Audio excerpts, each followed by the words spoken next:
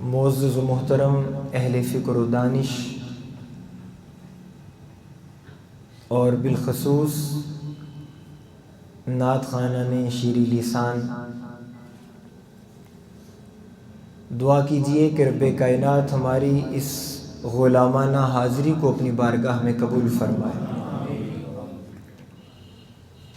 اور اللہ رب العزت اپنے محبوب کے صدقے سے جتنے بھی لمحات ہم نے یہاں گزارے ہیں ان کو اپنی بارگاہ میں قبول فرمائے اور ہم سب کے لیے ذریعہ نجات بنائے۔ اس سے پہلے کہ میں اپنی گزارشات کا آغاز کروں، آپ تمام احباب سے گزارش ہے کہ تھوڑا سا اگر قریب آ جائیں، آپ تھوڑا سا ذرا قریب آ جائیں، آپ بھی پیارے آپ تھوڑا قریب آ جائیں، گلزار صاحب آپ کرسی سمیت قریب آ جائیں، اللہ آپ کو سلامت رکھے۔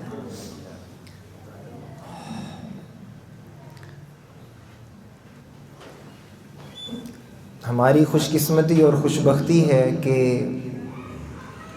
مجھ ناچیز کی دعوت پر سادات تشریف لائے۔ میں دل کی اتھاہ گہرائیوں سے ان کا شکر گزار ہوں، اور دعا کیجئے کہ اللہ پاک ہم سب کو سادات کی نسبت میں زندہ رکھے۔ اس سے پہلے کہ میں اپنے موضوع کی طرف آؤں، میں چاہتا ہوں کہ تھوڑا سا آپ کے جذبات میرے ساتھ اٹیچ ہو جائیں تاکہ ہم ایک رنگ میں رنگ والوں کی بات کر سکیں۔ ہم ایک رنگ میں رنگ والوں کی بات کر سکیں۔ ویسے تو آج جو موضوع ہے جس طرف آپ کو متوجہ کرنا مقصود ہے وہ یہ ہے، آؤ اللہ سے دوستی کریں۔ جس کی طلب ہے تو پھر وہ تھوڑا سا ذرا اپنے جذبات کو میرے ساتھ ملانے کی کوشش کرے۔ تو آغاز ان التجاؤں سے کر رہا ہوں کہ حضور نعت کا مطلع سجا دیا جائے، حضور نعت کا مطلع سجا دیا جائے۔ میں ویسے کہتا تو نہیں ہوں لیکن امید ہے کہ دوسرے مصرے پر آپ ضرور تڑپیں گے۔ حضور نعت کا مطلع سجا دیا جائے۔ کانوں سے، ان کانوں سے نہیں باتوں کو سننا، میرے دل کے کانوں سے سننا ہے۔ حضور نعت کا مطلع سجا دیا جائے، حضور عرض ہے چہرہ دکھا دیا جائے۔ حضور نعت کا مطلع سجا دیا جائے، حضور عرض ہے چہرہ دکھا دیا جائے۔ حضور ہم آپ کی صحبت کو ترستے ہیں، حضور ہم آپ کی صحبت کو ترستے ہیں، حضور وقت کو پیچھے ہٹا دیا جائے۔ حضور ہم آپ کی صحبت کو ترستے ہیں، وقت کو پیچھے ہٹا دیا جائے۔ اور توجہ کیجئے گا، حضور آپ کے قدموں میں سر رکھا میں نے، حضور آپ کے قدموں میں سر رکھا میں نے، حضور عرض ہے سجدہ سکھا دیا جائے، حضور عرض ہے سجدہ سکھا دیا جائے۔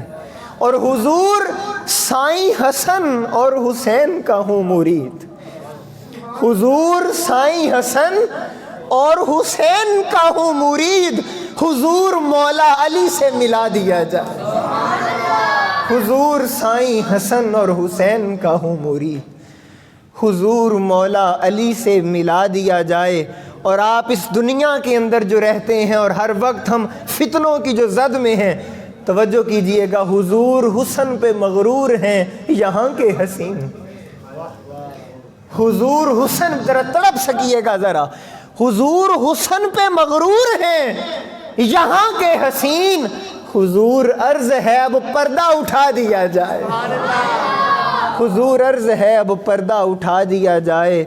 اور شہر بسائے ہیں حاکموں نے یہاں، شہر بسائے ہیں حاکموں نے یہاں، حضور ان کو مدینہ دکھا دیا جائے، حضور ان کو مدینہ دکھا دیا جائے۔ اور آپ کا آنا اور اس کیفیت میں حافظ وسیم بھائی کا پڑھنا اور اتنی دور سے 20-25 کلومیٹر کا سفر کر کے صرف سننے کے لیے آئے ہیں. ان کو یہ نہیں پتا تھا کہ پڑھنا، صرف سننے کے لیے آئے ہیں.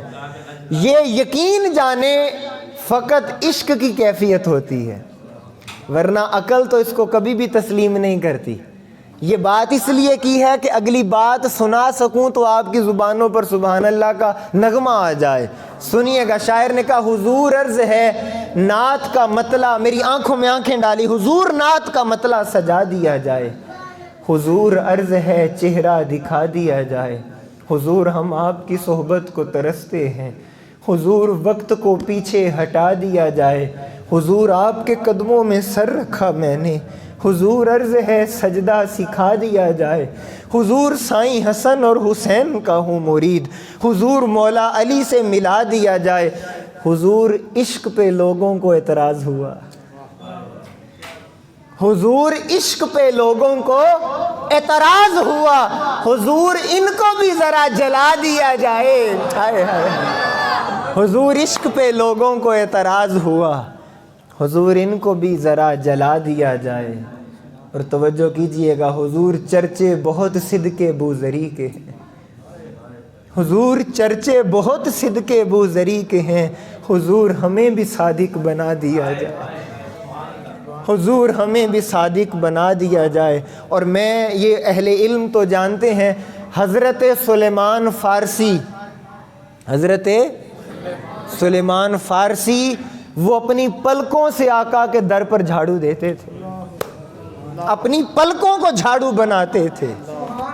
اور توجہ کیجیے، شاعر نے کہا حضور عشق پہ لوگوں کو اعتراض ہوا.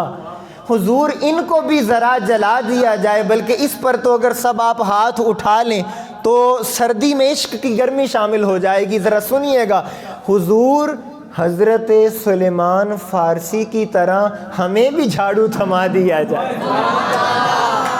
حضور حضرت سلیمان فارسی کی طرح ہمیں بھی جھاڑو تھما دیا جائے. اللہ رب العزت نے قرآن پاک میں ارشاد فرمایا. اب آپ نے قرآن سننا ہے، دل کے کانوں کو ذرا سنیے گا. میں کچھ آج اللہ کی دوستی کی طرف بلانا چاہتا ہوں آپ کو. اللہ تعالیٰ نے فرمایا وَلَقَدْ خَلَقْنَا الْإِنسَانَ. وَلَقَدْ خَلَقْنَا الْإِنسَانَ، اور بلا شبہ ہم نے ہی انسان کو پیدا کیا ہے. آپ نے پوری توجہ کے ساتھ ان قرآن کے الفاظ کا نور اپنے سینے میں بسانے کی کوشش کی. وَلَقَدْ خَلَقْنَا الْإِنسَانَ، بے شک ہم نے ہی انسان کو پیدا کیا ہے، ہم نے ہی اس کو تخلیق کیا ہے.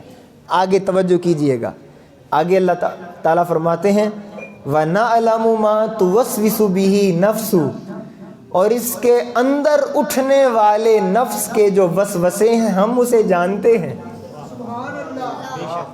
اللہ پاک کیا فرماتے ہیں؟ ہم جانتے ہیں انسان تیرے اندر اٹھنے والے وسوسوں. وَنَعْلَمُ، ہم جانتے ہیں. اور آگے سنیں، فرمایا وَنَحْنُ أَقْرَبُ إِلَيْهِ مِنْ حَبْلِ الْوَرِيدِ، خدا تو بندے تیری شہرک سے بھی زیادہ قریب ہے. پھر غور کیجئے، میں پھر قرآن کی آیت کی طرف آپ کو متوجہ کرنا چاہتا ہوں. اللہ پاک نے فرمایا وَلَقَدْ خَلَقْنَا الْإِنسَانَ، ہم نے تجھے تخلیق کیا ہے، ہم نے انسان کو پیدا کیا ہے. اب آپ نے توجہ میری جانب رکھنی ہے. یہ بات یاد رکھیں کہ جب کوئی خالق، جب کوئی تخلیق کرنے والا وہ کسی چیز کو وجود بخشتا ہے، وجود عطا کرتا ہے، کسی چیز کو بناتا ہے، کریٹ کرتا ہے، تو وہ چلے گی کیسے، اس کے اصول بھی ساتھ لکھتا ہے. توجہ ہے میری جانب؟ پوری توجہ. جب کوئی بھی چیز کوئی بنانے والا بناتا ہے تو وہ اس کے ساتھ اصول بھی بتاتا ہے. اگر آپ کو یقین نہیں آتا، آپ اے سی خریدیں، اس ڈبے سے ایک کاپی نکلتی ہے یا نہیں نکلتی؟ موبائل خریدیں تو ساتھ ایک کاپی ہوتی ہے یا نہیں ہوتی؟ فریج خریدیں تو کاپی ہوتی ہے یا نہیں ہوتی؟ بولیں نا، ہوتی ہے نا. کیوں؟ کہ وہ جس نے اس کو بنایا ہے وہ جانتا ہے کہ اس کا فائدہ کس میں ہے، اس کا نقصان کس میں ہے۔ اس لیے بنانے والا اس کاپی کی شکل میں خریدنے والے تک یہ خبر دیتا ہے، اس چیز کو خریدنے والے تو نے یہ کرے گا تو فائدہ ہوگا، یہ کرے گا تو نقصان ہوگا۔ حضور سمجھیے گا، میں کسی اور دنیا کا سفر کرنا چاہتا ہوں۔ وہ بنانے والا، اس کو کریٹ کرنے والا، وہ ساتھ بتاتا ہے کہ اس کے استعمال کے اصول کیا ہے۔ اب اس آیت کو سنیں، اللہ فرماتا ہے وَلَقَدْ خَلَقْنَا الْإِنسَانَ، انسان تجھے کسی اور نے نہیں، خدا نے بنایا، تجھے خدا نے بنایا۔ اب جب انسان کو خبر ملی میرا خالق خدا ہے تو یہ متوجہ ہوا مولا میری کاپی کہاں ہے؟ وہ کاپی کہاں ہے جس کے اندر میری حقیقت کو پوشیدہ رکھا گیا ہے، جس کے اندر میری زندگی گزارنے کے اصول ہیں؟ آواز قدرت آتی ہے بندے یہ قرآن وہی کاپی ہے جس کے تیرے اصول لکھے گئے، جس میں تیری زندگی کے اصول لکھے گئے ہیں، یہ وہ قرآن ہے۔ اور دوستان محترم، یہاں پر ایک اور بات جو آپ کو تڑپا کے رکھ دے گی، تڑپا کے رکھ دے گی یہ بات، موبائل خریدیں تو ساتھ چارجر بھی ہوتا ہے۔ ہائے ہائے، موبائل خریدیں تو ساتھ، کیونکہ اسے بنانے والے نے یہ جانا کہ ایک وقت آئے گا استعمال سے اس کی بیٹری لو ہو جائے گی۔ وہ جانتا ہے کہ اس کی بیٹری، اب میں الفاظ ایسے استعمال کروں گا کہ آپ کو اس کنیکٹ کو سمجھ سکیں، اس ربط کو سمجھ سکیں۔ بنانے والا جانتا ہے کہ موبائل کی سانسیں آخری ہوتی جائیں گی۔ وہ بنانے والا جانتا تھا کہ جب اس کی بیٹری آخری حدوں کو پہنچے گی، 20 سے آگے پیچھے جائے گی، اس کی روشنی کم ہو جائے گی، اس کا نور کم ہو جائے گا۔ تو بنانے والے نے کیا کیا؟ اس نے ایک چارجر بنایا کہ جب اس کی بیٹری کم ہو، اسے لگے تو پھر اسے بہار عطا کر دے، پھر اسے بہار عطا کر دے۔ حافظ وسیم صاحب، پھر اسے بہار عطا۔ آج جب موبائل کی بیٹری لو ہوتی ہے اسے چارجر کی ضرورت ہے، اور جب بندے کا ایمان کمزور ہوتا ہے اسے محفل ذکر کی ضرورت ہوتی ہے، اسے محفل ذکر کی ضرورت ہے۔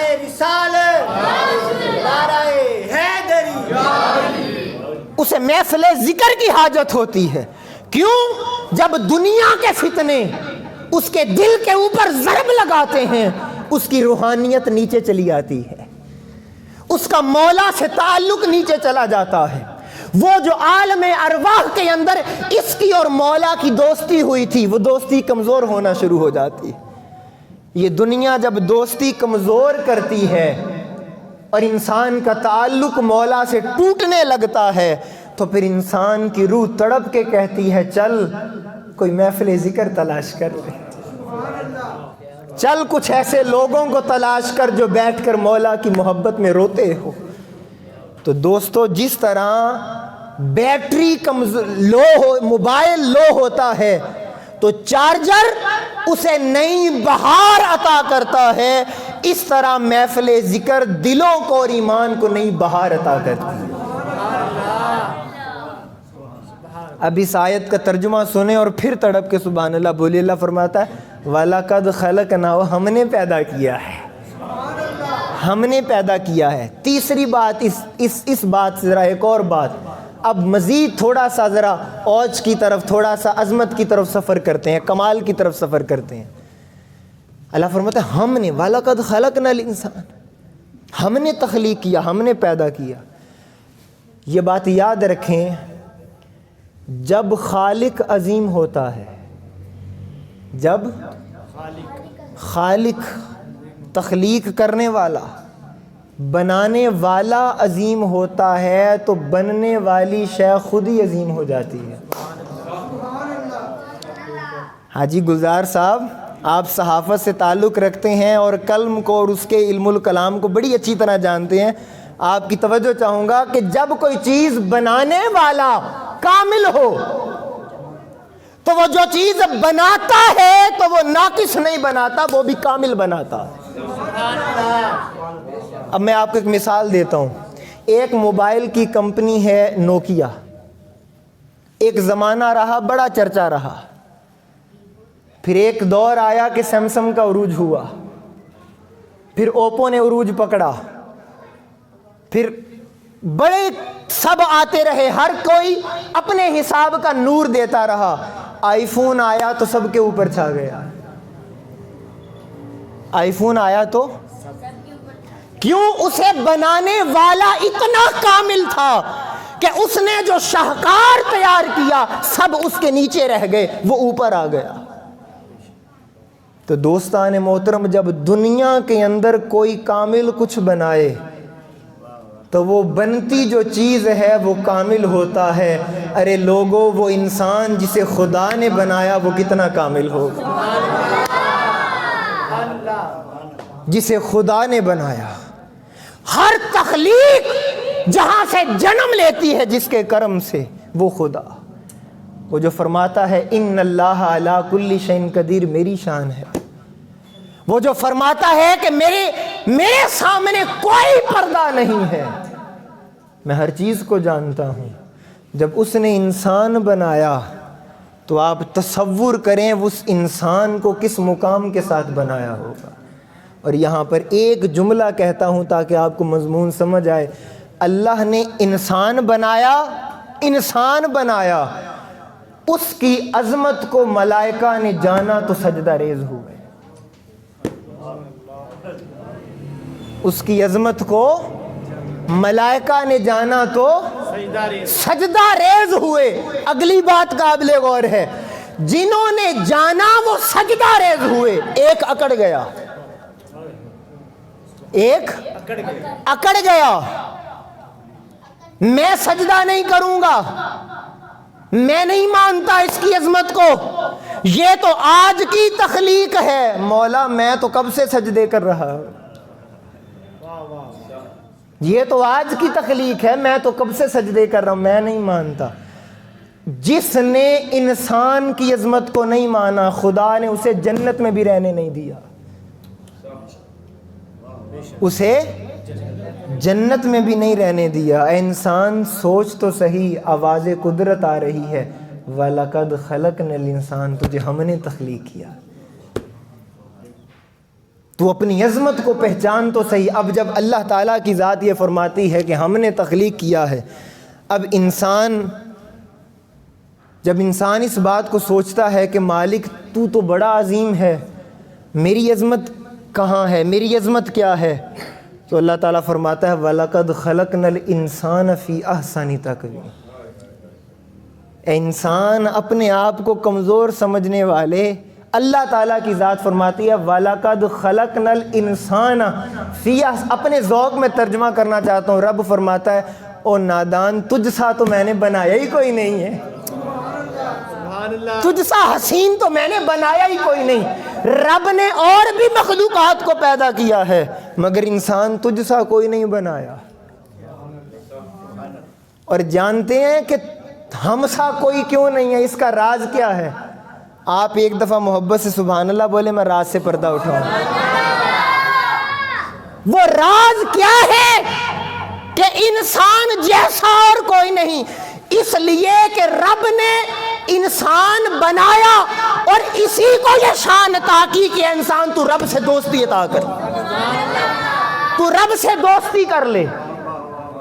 اور اپنی دوستی کی بات کر کر یہ نہیں کہا کہ جب تجھے دنیا میں کسی سے دوستی کرنی پڑتی ہے تو کتنے پاپڑ بیلنے پڑتے ہیں۔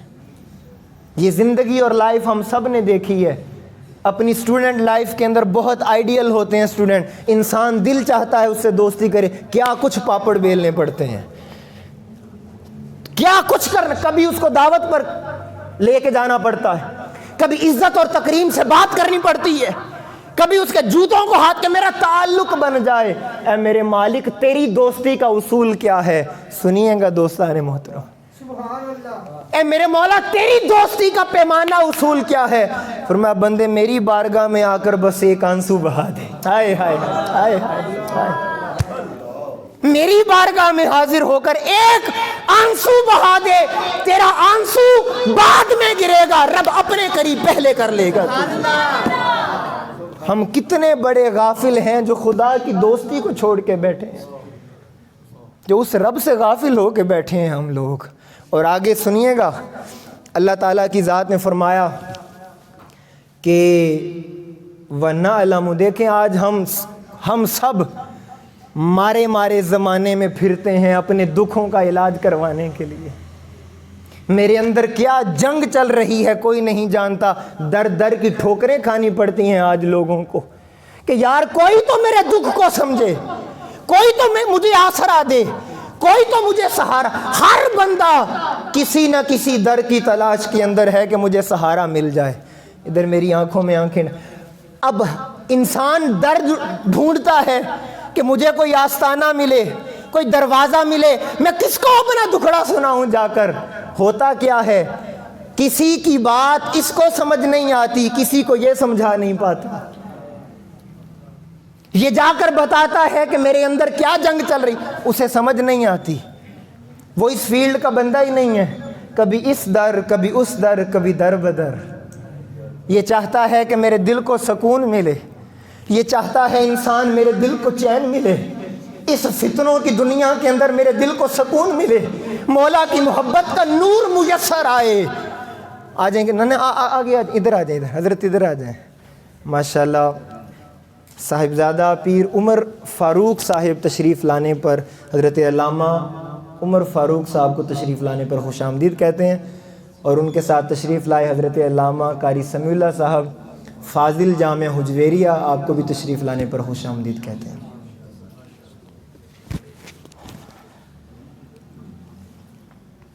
درود پاک پڑھیں بر اللہم صلی علی سیدنا و مولانا محمد وعلی آلہ وصحبہ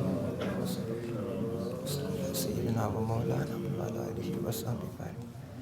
تو میں عرض کر رہا تھا کہ انسان ہے نا، جب خلق نا کا عمل ہوا، یہ وجود میں آیا، دنیا کے فتنے نظر آئے، تکلیف نظر آئی، دل کو دکھ پہنچا، تو سکون تلاش کرنے کے لیے، عبداللہ بھائی، سکون تلاش کرنے کے لیے یہ کبھی اس کا دروازہ کھٹکھٹاتا ہے، کبھی اس کا دروازہ کھٹکھٹاتا ہے، کبھی ادھر دروازہ کھٹکھٹاتا ہے۔ پیارے بھائی بیٹھ جائیں آپ۔ کبھی اس در جاتا ہے، کبھی اس در جاتا ہے، کس لیے؟ اس دل کے سکون کے لیے، اس در کے سکون کے لیے۔ میں یقین کریں آج آپ کی زندگی کا مسئلہ حل کرنے لگا ہوں۔ در در کی ٹھوکریں فقط دل کے سکون کے لیے۔ یہ لاکھوں بھی کما چکا، کروڑوں بھی کما چکا، لیکن رات کو بستر پر پھر بھی بے چین ہے، دل کا سکون میسر نہیں ہے۔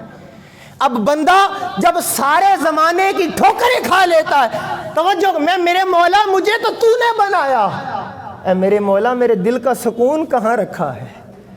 میں کس دنیا دار کا جا کے دروازہ کھٹکھٹاؤں کہ میرے دل کو سکون ملے، تیری محبت کا نور ملے، مجھے ایمان ملے۔ مولا مجھے وہ در بھی بتا۔ آواز قدرت آتی ہے، اے میرے بندے، تو دل کے سکون کا متلاشی ہے، دل کو ایمان سے بھرنا چاہتا ہے، میری محبت کے نور کا متلاشی ہے، تو سن، دنیا کے دروں پر مارا مارا نہ پھر، الا بذکر اللہ تطمئن القلوب۔ آ محفل ذکر کے اندر اللہ ہو کی ضربیں لگا، تجھے دل کا سکون میں عطا کر دوں۔ نعرہ تکبیر، نعرہ رسالت، نعرہ حیدری۔ وہ مالک فرماتا ہے، تو دنیا کے پیچھے کیوں چلا گیا ہے؟ ارے تجھے میں نے بنایا، تو نے کبھی قرآن پڑھا ہی نہیں۔ وَنَعْلَمُ، ہم جانتے ہیں تیرے اندر کیا چل رہا ہے، ہم جانتے ہیں تیرے اندر کون سی جنگ چل رہی ہے۔ تو سکون تلاش کرنے کے لیے کبھی دولت کے پیچھے، کبھی نوکریوں کی لالچ، کبھی سرکاری نوکری۔ توجہ ہے آپ کی؟ میں ایک جملہ کہنا چاہتا ہوں، اگر آپ توجہ اس دل پہ لکھیے گا، اس دل پہ لکھیے گا، آج ہر کوئی سکون کا معیار سرکاری نوکری کو سمجھتا ہے، ہر کوئی سرکاری نوکری کو سکون کا معیار سمجھتا ہے۔ یار توجہ کیجئے گا، میں بہت ساری گفتگو کا نچوڑ عرض کرنے لگا ہوں۔ سکون کا معیار سرکاری نوکری ہے۔ اے سرکاری نوکری کے پیچھے مارا مارا پھرنے والے، ارے تجھے سرکاری نوکری کی پرواہ ہے، کبھی سرکار کی نوکری کی پرواہ کر، سکون ہی سکون ہو جائے۔ کبھی سرکار کی نوکری کی طرف توجہ کر، کبھی سرکار کے چہرے کی طرف توجہ کر۔ اللہ تعالیٰ فرماتا ہے وَنَعْلَمُ، ہم جانتے ہیں تجھے کیا چاہیے۔ اب بندہ جب آیا، مالک کائنات، میرے بنانے والا بھی تو، مجھے تخلیق کرنے والا بھی میرے مولا تو، اور میرے مولا جانتا بھی ہے تو، اور میرے مولا سب کا خالق بھی تو۔ اے میرے مالک، اب تو میں دنیا کو چھوڑ کے آ کے تیرے در پہ آ کے بیٹھ گیا ہوں، تیرے گھر آ کے بیٹھ گیا ہوں میرے مالک۔ میں نے اپنی نیند بھی قربان کر دی، میں نے اپنے گھر کے بیوی بچوں رشتہ داروں کا ٹائم بھی میرے مولا قربان کیا ہے، تیرے در پہ آ کے میرے مالک بیٹھ گیا ہوں۔ اے میرے مالک، دنیا کا کوئی بھی میرے قریب نہیں ہے، میرے مولا تو کہاں پہ ہے؟ مولا دنیا مجھے چھوڑ دے گی، تیری ذات کہاں پہ ہے؟ جواب آیا اسی آیت کے اندر، سنیے گا، اللہ نے فرمایا وَنَحْنُ أَقْرَبُ إِلَيْهِ مِنْ حَبْلِ الْوَرِيدِ، ہم تو تیری شہرک سے بھی زیادہ قریب بیٹھے، ہم تو تیرے اتنا قریب ہیں کہ تو بھی اپنے آپ کے اتنا قریب نہیں ہے، ہم تیرے اتنا قریب ہیں۔ اب آپ سوال سوچنے والی بات یہ ہے، ان سے تو ہم نے دوستی کی جو ہمارے قریب نہ تھے، ان کو تو ہم نے چاہا جو ہمارے قریب نہ تھے، وہ بنانے والا ہماری شہرک سے بھی زیادہ قریب، اس کی طرف کبھی توجہ ہی نہیں کی۔ تو اس سے بڑی اور بدبختی کیا ہوگی ہمارے لیے؟ اس سے بڑا دکھ اور غم کیا ہوگا؟ آپ کبھی ایک لمحے کے لیے آنکھیں بند کریں، اور آنکھیں بند کرنے کے لیے کبھی اس کان کی طرف توجہ کریں۔ مجھے تو آج بھی آواز آتی ہے کہ کوئی کانوں میں آ کر کہتا ہے، کسی کی آواز گونجتی ہے کہ اے بندے، تو جب سے ہم سے دور ہوا ہے، تو جب سے ہم سے دور ہوا ہے، تبھی سے تو بے نور ہوا ہے، تبھی سے تو بے نور، اور جب تو ہمارے قریب ہوگا، خدا کی قسم تو زمانے میں عزیز ہوگا۔ یہ آواز آج بھی کانوں پر پڑتی ہے، مگر اس دنیا نے، مادی دنیا نے ہمیں اس قابل بھی نہیں رکھا کہ اس آواز کو سن سکیں۔ اتنا ہم گر چکے ہیں اور روحانیت ختم ہو چکی ہے ہمارے اندر سے۔ اور دوستان محترم، معذرت کے ساتھ، اللہ کے گھر میں تو بیٹھ کے جھوٹ نہیں بول ہوتا بابا۔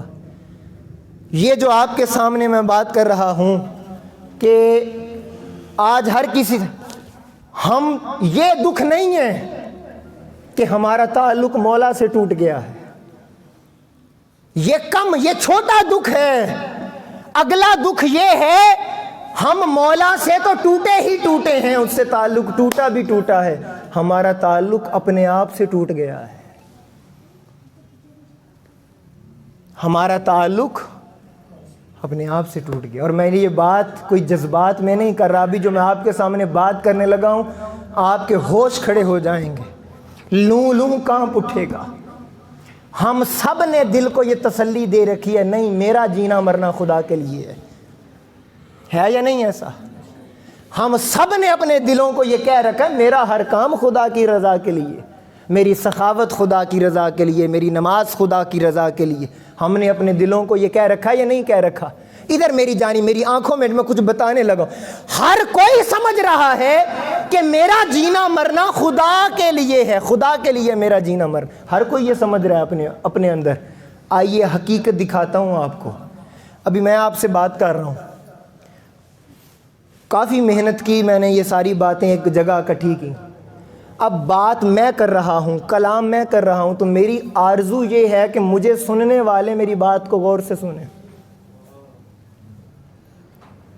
میری کیا آرزو ہے کہ سننے والے بات غور سے سنیں۔ سنیے گا، کلام میں کروں تو تمنا یہ ہے کہ سننے والے غور سے سنیں۔ میں پھر دہرا رہا ہوں، سمجھیے، انسان آپ کلام کریں، تو آرزو یہ ہے کہ یار میری گفتگو کے دوران کوئی موبائل کو نہ دیکھے، اسے نیند نہ آ رہی ہو، یار میں کلام کر رہا ہوں وہ سن نہیں رہا۔ انسان اپنے لیے اصول بناتا ہے تو کہتا ہے میں کلام کروں تو میری بات کو سنا جائے۔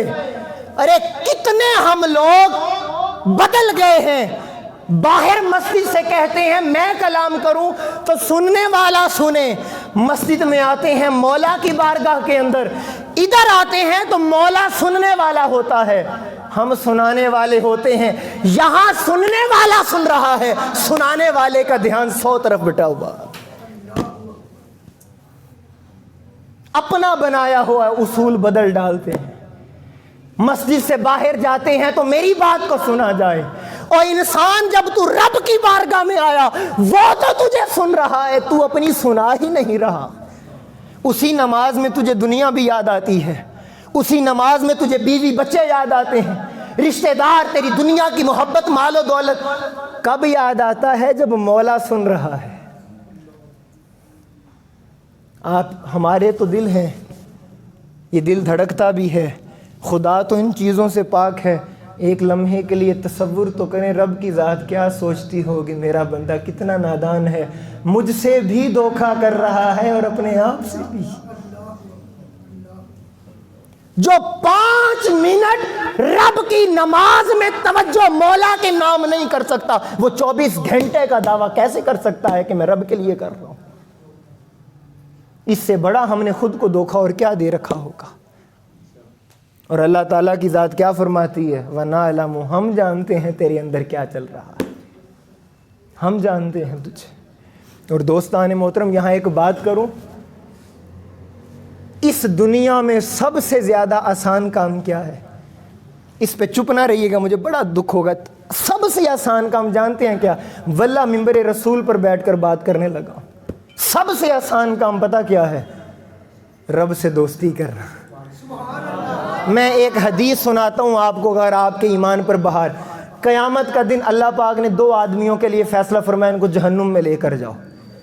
حدیث فیصلہ ہوا، اب ایک شخص اس نے حکم سنا جہنم کی طرف بھاگ پڑا جہنم کی طرف، اور ایک تھوڑا سا چلتا ہے پھر مڑ کے دیکھتا ہے پیچھے، تھوڑا سا چلتا ہے پھر مڑ کے دیکھتا ہے۔ رب کی ذات نے دونوں کو دیکھا، دونوں کو واپس بلایا۔ وہ جو بھاگ کے جا رہا تھا اس سے پوچھا تجھے کیا ہو گیا، اتنا بھاگ کے جہنم کی آگ کی طرف جا رہا ہے؟ سر جھکا کے کہنے لگا مالک میں نے سوچا دنیا میں تو تیری کوئی نہیں مانی، یہی مان لوں۔ میرے مالک دنیا میں تیری نہ مان سکا، سوچا یہی مان لوں، رب کے حکم کے اوپر جہنم کو چلا جاؤں۔ اور دوسرے سے پوچھا تو پیچھے مڑ مڑ کیوں دیکھ رہا تھا؟ اس نے کہا مولا میں نے دنیا میں سنا تھا تو بڑا کریم ہے، میں مڑ رہا تھا، دیکھ رہا تھا کہ تیری رحمت مجھے اب بلا لے گی، تیری رحمت مجھے اب آواز دے دے گی۔ اللہ نے فرمایا جاؤ، دونوں کو معاف کر دیا میں۔ وہ اتنا کریم ہے، وہ اتنا کریم ہے، اور ہم اگر اس کی بارگاہ میں آ کر دو آنسو بھی نہ بہا سکیں، خدا کی عزت کی قسم پھر ہمارے انسان ہونے پر بھی افسوس ہے۔ اگر ہم مولا کی بارگاہ میں دو آنسو بھی نہ بہا سکیں، کاہے کہ اس کے بندے ہیں، کاہے کہ یہ زندگی ہے پھر۔ اور اس سے بھی آگے چلیے، وہ کتنا کریم ہے، وہ تو کہتا ہے بندے تو آ تو صحیح، تو 1 قدم آ میں 10 قدم آتا ہوں، تو 1 قدم آ میں 10 قدم آتا ہوں۔ حضرت موسیٰ علیہ السلام کا دور ہے، اس کی کرم نوازی دیکھیے ذرا، کرم نوازی دیکھیے مالک کی۔ موسیٰ علیہ السلام کا دور ہے، قحط پڑ گیا، مخلوق خدا پانی سے بلکنے لگی، مرنے لگی پیاس سے۔ قوم ساری حضرت موسیٰ علیہ السلام کے پاس، آپ تو اللہ کے نبی ہیں، مالک سے آپ کی باتیں ہوتی ہیں، مالک سے کلام ہوتا ہے، رب کی بارگاہ میں کہیے نا کہ مخلوق تیری مولا ترس رہی ہے، رحمت کا پانی دے دے۔ حضرت موسیٰ علیہ السلام آتے ہیں، میرے مولا مخلوق تیری ترس رہی ہے تو رحمت کا پانی برسا دے۔ وہ جو لوگ حضرت موسیٰ علیہ السلام کے پاس آئے تھے، اللہ نے فرمایا پہلے موسیٰ تیرے انہی بندوں کے اندر ایک بندہ 40 سال سے میرا خطا کار بیٹھا ہے، 40 سال ہو گئے ہیں اسے گناہ کرتے کرتے، میری رحمت اس کی وجہ سے رکی ہوئی ہے۔ اور یہاں پر ایک لمحہ فکریہ، گناہ جب حد سے بڑھتے ہیں تو یہاں تو پھر موسیٰ علیہ السلام کی دعا بھی قبول نہیں ہوئی.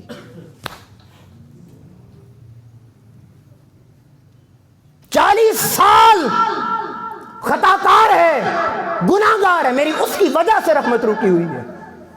موسیٰ علیہ السلام واپس آئے, خطاب کیا قوم سے, دیکھو تمہارے اندر ایک ایسا گناہ گار بیٹھا ہے, اس کی وجہ سے مولا کی رحمت رکی ہوئی ہے, اٹھ کر چلا جائے, بارش برسے گی. اور اگلا جملہ موسیٰ علیہ السلام نے فرمایا, نہیں جائے گا تو پھر میں رب سے پوچھ کر خود نام لے کر اٹھا دوں گا. 40 سال کا گناہ گار تھا. اب وہ بندہ, ہر کسی کو پتا ہے اپنے گریبان کا میں کتنے پانی کے اندر ہوں, یہ بڑی دستار, جبے, کبے اور تسبیحاں سب پتا ہے ہر کسی کو میں کتنے پانی میں. اب وہ جو گناہ گار تھا نا, وہ سر جھکا کے, اے میرے مالک میں گناہ گار تو ہوں, مگر مجھے یہ نہیں پتا تھا کہ اس کی وجہ سے مجھے موسیٰ علیہ السلام سے بھی دور ہونا پڑے گا, کہ تو اپنے مالک میں دیکھ سب میں اٹھ کے جاؤں گا, پوری بستی دیکھ لے گی کہ وہ گناہ گار پاپی میں ہوں. اس نے کہا مولا مجھے معاف کر دے, میں توبہ کرتا ہوں. جو ہی اس نے کہا کہ مولا مجھے معاف کر دے, میں توبہ کرتا ہوں, بارش موسلا دھار برسنا شروع ہو گئی. اب موسیٰ علیہ السلام پریشان ہو گئے کہ ابھی تھوڑی دیر پہلے مالک نے فرمایا تھا وہ بندہ اٹھ کر جائے گا تب بارش برسے گی, یہاں تو بندہ بھی کوئی نہیں اٹھا, بارش بھی برس رہی ہے. موسیٰ علیہ السلام قوم گئی پانی کے پیچھے, بنی اسرائیل تھی, وہ پانی وہ ادھر موسیٰ علیہ السلام طور کے اوپر. اے میرے مالک یہ کیا معاملہ ہوا, بندہ بھی کوئی نہیں اٹھا اور بارش بھی برس رہی ہے. یہ جملہ آپ کے لیے ہے, یہ جملہ آپ کے دلوں پر لکھنا چاہتا ہوں. اللہ پاک نے فرمایا موسیٰ وہ اس بندے نے معافی مانگی, میں نے معاف کر دیا اس کو. اگلی بات سنیں جو تڑپنے والی ہے. موسیٰ علیہ السلام نے کہا مالک اب تو یہاں تو ہے یا میں ہوں, تیسرا ہے کوئی نہیں, مجھے بتا تو دے وہ امتی ہے کون جو اتنا گناہ گار تھا, وہ بتا تو دے میرے مالک, وہ کون ہے اتنا گناہ گار. اب اللہ تعالیٰ کا جو جواب ہے وہ تڑپا دینے والا. فرمایا پیارے موسیٰ عجب بات کرتے ہو, جب وہ کل تک میرا نہ تھا, گناہوں میں مبتلا تھا, عاصی تھا, خطا کار تھا, اے موسیٰ میں نے تب بھی اس کا پردہ نہیں اٹھنے دیا تھا. ہائے ہائے, میں نے تب بھی کسی کو نہیں بتایا تھا وہ کون ہے. اے موسیٰ اب تو وہ توبہ کر کے میرا ہو چکا, اب تیرے سامنے اپنے بندے کا پردہ کیسے اٹھا دوں, اب تجھے کیسے بتا دوں. اب آپ مجھے دوستان محترم بتائیں, جو خدا اتنا کریم ہو, رحیم ہو, اس سے بھی دوستی نہیں کر سکتے تو پھر کس سے کرنی ہے. اور یہاں پر آج آپ کو ایک بات بتاؤں, چلیں یہ دوسرے حصے سے نکل کر گفتگو کے تیسرے حصے میں آپ کو لانا چاہتا ہوں. چھوڑیں ان سب باتوں, اگر ہم اپنے آپ کو بڑے نیکوکار اور بڑے ولی سمجھتے ہیں, آئیے آپ کو ایک لمحے کے لیے بارگاہ صدیق اکبر میں لے کے جاتا ہوں. سبحان اللہ.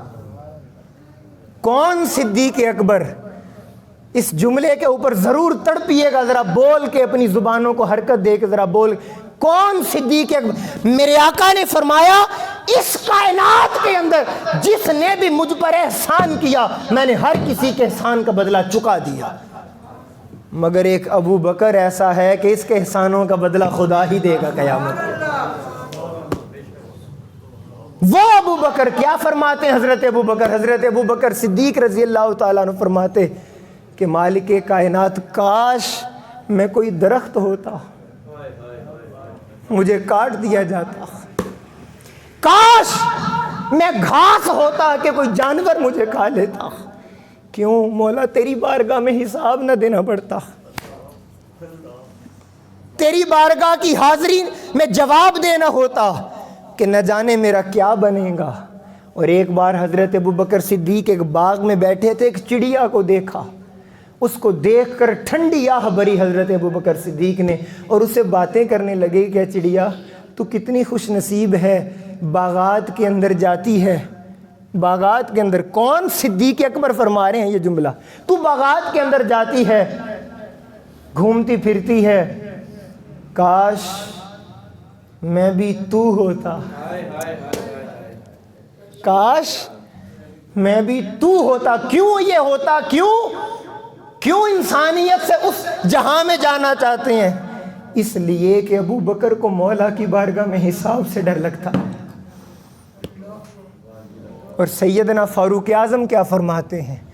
سیدنا فاروق اعظم رضی اللہ تعالی عنہ ایک دن ایک اینٹ اٹھا کے دیکھنے لگے اور اپنے آپ سے خطاب کرتے ہیں، عمر کاش تو یہ اینٹ ہوتا، کاش تو یہ اینٹ ہوتا۔ اور جب آپ کا وقت وصال تھا، تصور کیجئے گا یہ جملہ، میرے آقا نے حضرت عمر کے بارے میں فرمایا میرے عمر کی نیکیاں ستاروں جتنی ہیں۔ اب ان کا وقت وصال جب خنجر لگا نا، وقت وصال جملہ سنیں، حضرت صہیب رومی پاس کھڑے تھے، انہوں نے ایک تعریف کے اندر جملہ کہا کہ بہت کچھ لے کے جا رہے ہیں آپ، بہت کچھ کما کے جا رہے ہیں۔ فوری سیدنا فاروق اعظم نے کہا صہیب ایسی بات نہ کہو، اگر قیامت کے روز عمر کے اعمال برابر بھی ہوگے یہ بھی خدا کا بڑا کرم ہوگا، یہ بھی خدا کا بڑا کرم ہوگا۔ یہ ان کا حال ہے جن کو جنت کی بشارت رب نے دنیا کے اندر سے، ہم کس بات کی مولی ہیں؟ اور آئیے ذرا حرم کعبہ کی طرف چلتے ہیں۔ حرم کعبہ ہے، ایک شخص وہ کعبے کی دیوار کو، غلاف کعبہ کو لپٹ کر رو رہا ہے اور عرض کرتا ہے مالک بڑا خطا کار تیرے گھر میں آ گیا ہوں، مجھے معاف کر دے۔ مالک بڑا گناہ گار ہوں، بہت پاپی اور مجرم ہوں میرے مالک، تیری بارگاہ کے اندر آ گیا ہوں، میرے مولا تو مجھے معاف تو کر سکتا ہے، مجھے معافی دے دے۔ اس شخص کے رونے کے اندر تڑپ اتنی تھی، لوگ طواف کرتے ہوئے رک گئے کہ اتنا گناہ گار حرم کعبہ میں کون آ گیا ہے۔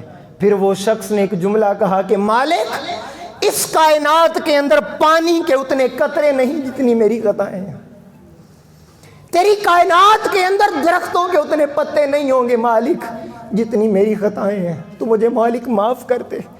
اگر میں تیرے گھر سے خالی پلٹا تو کس در پہ جا کر میں دستک دوں گا، مولا تو معاف کر دے۔ رات کا اندھیرا اسی تڑپ اور رونے کے اندر گزر گیا، لوگ تکتے رہے یہ ہے کون، یہ رات کے اندھیرے کے اندر نقاب پوش کون ہے جو اتنا گنہگار۔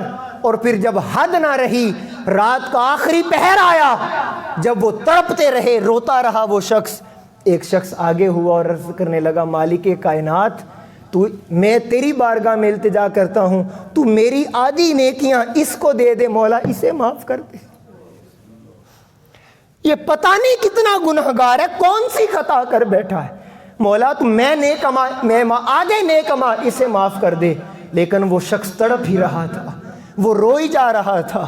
ایک شخص اور آگے ہوا ہے، میرے مولا میں ساری زندگی کے نیک اعمال اسے دیتا ہوں، تو اسے معاف کر دے، یہ بڑا خطا کار ہے مالک تیرے گھر سے اسے معاف کر دے۔ اب ہر کسی کے دل میں یہ تڑپ جاگ اٹھی، اتنا خطا کار ہے کون؟ کسی کو کیا خبر تھی وہ رونے والا کون ہے؟ کوئی کیا جانتا یہ تڑپ کہاں سے اٹھ رہی ہے؟ جب صبح سورج نے اپنا منہ باہر نکالا، لوگ دیکھ کر چیخیں مار پڑے، وہ ساری رات رونے والے امام زین العابدین تھے، وہ ساری رات تڑپنے والے، مولا کی بارگاہ میں گریہ ازاری کرنے والے، رو رو کر بخشش مانگنے والے، وہ کوئی اور نہ تھا، وہ اولاد آل رسول تھی، وہ امام زین العابدین۔ ان کا یہ امام اعظم ابو حنیفہ ہے۔ آپ کے ایک شاگرد نے کہا میں دیکھوں تو صحیح وقت کے اتنے بڑے امام ان کی رات کیسے گزرتی ہے۔ فرمایا میں نے دیکھا امام صاحب نے عشاء کی نماز پڑھی اور عشاء کی نماز کے بعد گھر چل دیے۔ میں دل میں سوچنے لگا کتنے بڑے وقت کے امام ہیں، نہ کوئی تسبیح نہ کوئی نفل نہ کچھ بھی، گھر کو چل دیے۔ کہا میرا دل کہتا تھا نہیں تو غلط سوچ رہا ہے، یہ واپس پلٹیں گے۔ میں فرمایا مسجد کے ایک کونے کے اندر چھپ کے بیٹھ گیا۔ فرماتے ہیں جب سارے لوگ چلے گئے، مخلوق خدا اپنے گھروں میں جا کر سو گئی، تو میں نے دیکھا امام اعظم کے گھر کا دروازہ کھلتا ہے، اور میں نے امام اعظم کو دیکھا، ان کا لباس پھٹا پرانا لباس تھا، ہائے ہائے پھٹا پر وہ شہانہ لباس جو علمی وجاہت اور ثقافت کو ظاہر کرتا تھا وہ اتار کر پھٹا پرانا پیوند زدہ لباس پہنا، اور سنیے مسجد میں آئے اور اپنا گریبان پکڑ لیا اور کہا مولا ابو حنیفہ تیرا مجرم تیری بارگاہ میں آ گیا ہے، جو حساب کرنا ہے یہاں کر لے، قیامت کے روز آقا کی بارگاہ میں رسوا نہ کرنا۔ تیرا مجرم ابو حنیفہ، تیرا مجرم ابو حنیفہ تیری بارگاہ میں آگے جو حساب کرنا ہے جہاں۔ وہ شخص، وہ آپ کا شاگرد، وہ کہا جب میں نے امام اعظم کا یہ حال دیکھا میں چیخ مار اٹھا کہ مولا میں کتنا غلط تھا۔ امام اعظم نے دیکھا کوئی ہے، اس کے پاس گئے اور جا کر کیا کہا، یہ نہیں کہا کہ صبح بتا دینا کہ امام اعظم بڑے تہجد گزار ہیں، کہا مجھے وعدہ دے میری زندگی میں یہ راز کسی کو نہیں بتانا، میری زندگی میں کسی کو یہ راز نہیں بتانا۔ اب آپ ایک تصور خود کر لیں کہ ہم کہاں کھڑے ہیں، اور یہ نہیں یہ بڑی مجاہدے اور ریاضت کا کام ہے، نہیں، آخری حصے کے اندر آپ کو لے کے آنا چاہتا ہوں۔ اب آپ کے دل میں یہ آرزو تو پیدا ہوگی دیر کتنی لگتی ہے مولا سے دوستی کرنے میں۔ اب باتیں سنتے ہیں، وہ ایمانی روحانیت جب جوش مارتی ہے، چراغ جلتا ہے، چنگاری اٹھتی ہے، تو دل سوچتا ہے نہیں یار دنیا چھوڑ دوں، مولا کو منا لوں۔ یار علامہ اقبال جیسا بندہ کہتا ہے مالک کائنات پہلا تو کرم اگر ہو سکے تو یہ کر دے کہ اقبال کو بغیر حساب کے جنت میں بھیج دے۔ سنیے علامہ اقبال کی طرف، اور مالک اگر میرا حساب کرنا ناگزیر ہو جائے، حشر کے روز اگر اقبال کے نامہ اعمال کو کھولنا ضروری ہو جائے، مولا التجا اتنی ہے آقا کے سامنے نامہ اعمال نہ کھولنا، میرے نبی کے سامنے میرا نامہ اعمال نہ کھولنا۔ کیوں؟ کہیں میری وجہ سے آقا کا سر شرم سے نہ جھک جائے۔ ہم کہاں کھڑے ہیں؟ دیر کتنی لگتی ہے میرے مالک تجھ سے دوستی کرنے میں۔ یہ حضرت بشر حافی، ولایت کی دنیا کا بہت بڑا نام، حال یہ ہے کہ ولی ہونے سے پہلے شرابی تھے۔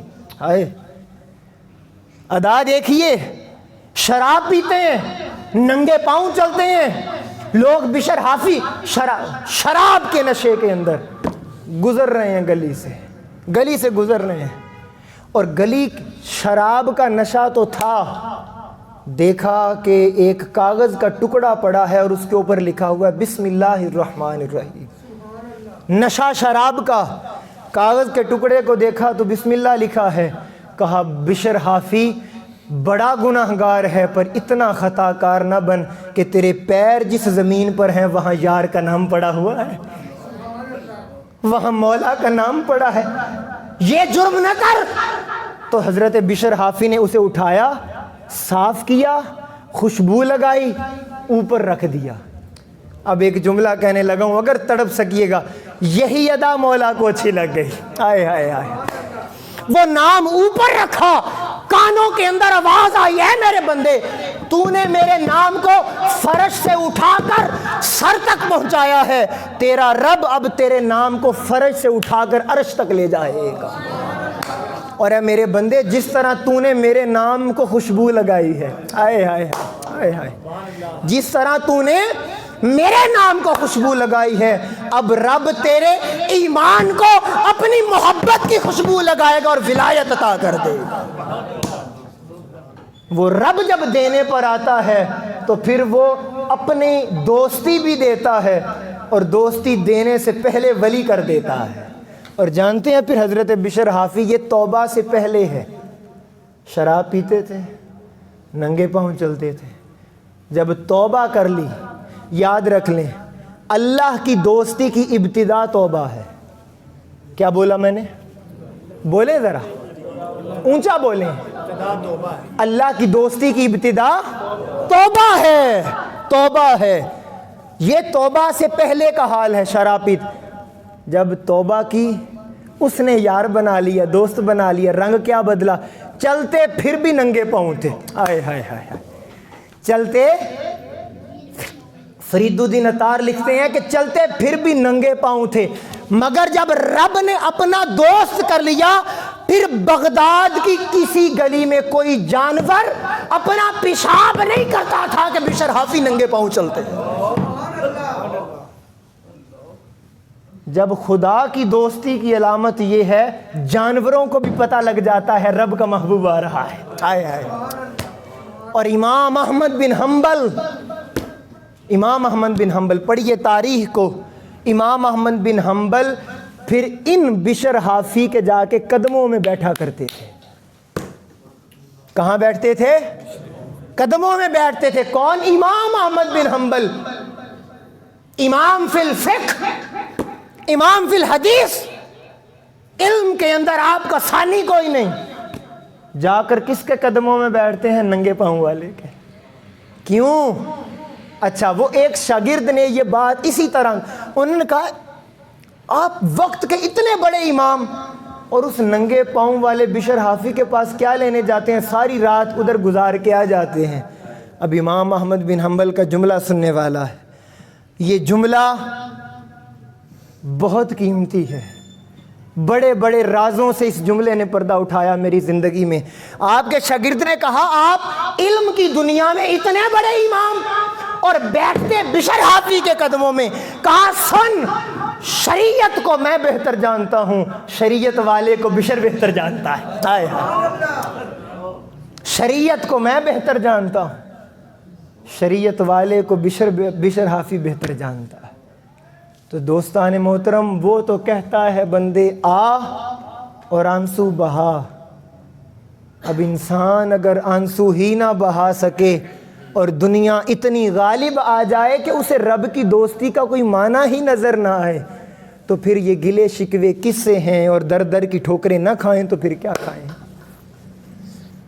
میں آپ سب سے یہ التجا آخر میں کرنا چاہتا ہوں، خدا کی عزت کی قسم یقین کریں، اللہ تعالیٰ کی ذات گواہ ہے، اللہ رب العزت کے گھر میں بیٹھے ہیں ہم. یہ اس محفل کا جو اہتمام کیا، واللہ اللہ رب العزت کی عزت کی قسم ہے کوئی اور مقصد نہیں دل میں تھا.